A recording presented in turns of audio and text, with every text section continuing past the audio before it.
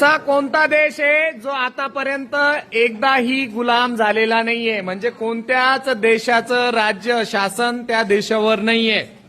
खूप भारी देश आहे.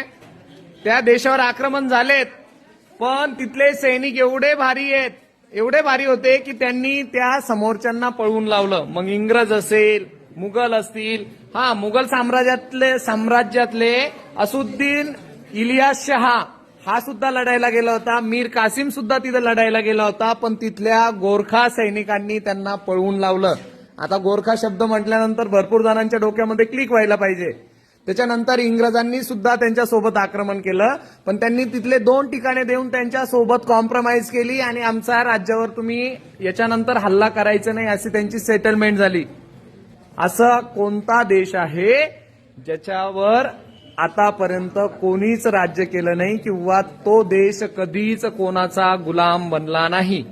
कोणता देशाचा? पवनला माहितीये?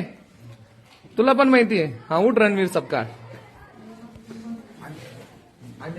अमेरिका नाही.